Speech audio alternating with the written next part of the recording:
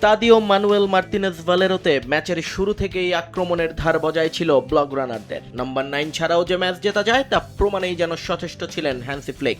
Robert লেভানডস্কির মতো প্রথাগত striker ছাড়া মাঠে নেমেও অ্যাটাকিং থার্ডে দুর্দান্ত পজিশনিং, কাউন্টার অ্যাটাক আর উইঙ্গারদের অসামান্য বোঝাপড়ায় পুরো 90 মিনিট এলচেকে একদম কোণঠাসা করে রাখে কাতালানরা।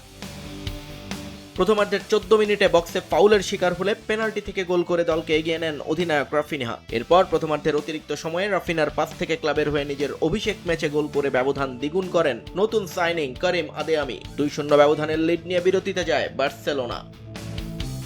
দ্বিতীয়ার্ধে খেলা গড়াতেই বার্সার আক্রমণের গতি আরও বেড়ে যায়। বদলি হিসেবে মাঠে নেমে জোড়া অ্যাসিস্ট করেন অ্যান্থনি গর্ডন। 67 মিনিটে গর্ডনের 12 বলে নিজের দ্বিতীয় এবং দলের পক্ষে তৃতীয় গোল করেন রাফিনহা।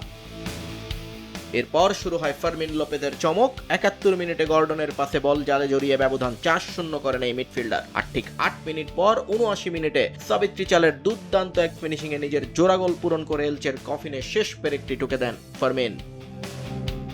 এদিকে রাতের আরেক ম্যাচে ম্যাজিক দেখিয়েছেন Ferran Torres. Paris Saint Germain নীল ফরাসি জার্সিতে অভিষেকটা রূপকথার মতো সাজালেন এই স্প্যানিশ। বার্সেলোনা থেকে সদ্যই 42.7 মিলিয়ন পাউন্ডে পিএসজিতে আসা বিশ্বকাপ জয়ী এই তারকা একাই হার থেকে বাঁচালেন ফরাসি চ্যাম্পিয়নদের।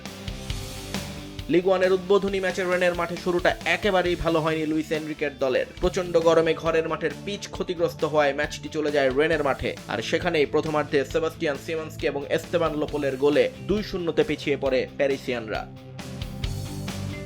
পয়েন্ট হারানোর আশঙ্কায় প্রথমার্ধের বিরতিতেই ব্যালন ডিওর জয়ী ওসমান দেমবেলেকে তুলে নিয়ে তোরেসকে মাঠে নামান এনরিক। কোচের আস্থার মান রেখে মাত্র 11 মিনিটের ব্যবধানে 71 এবং 82 মিনিটে জোড়া গোল করে দলকে সমতায় ফেরান 26 বছর বয়সী এই ফরওয়ার্ড। শেষ পর্যন্ত 2-2 ড্রয়ে পয়েন্ট ভাগাভাগি করে মাঠ ছাড়ে টানা ষষ্ঠ লিগ শিরোপার লক্ষ্যে নামা প্যারিস সেন্ট জার্মেইন। নিয়ন মোহাইমেন, সময় সংবাদ।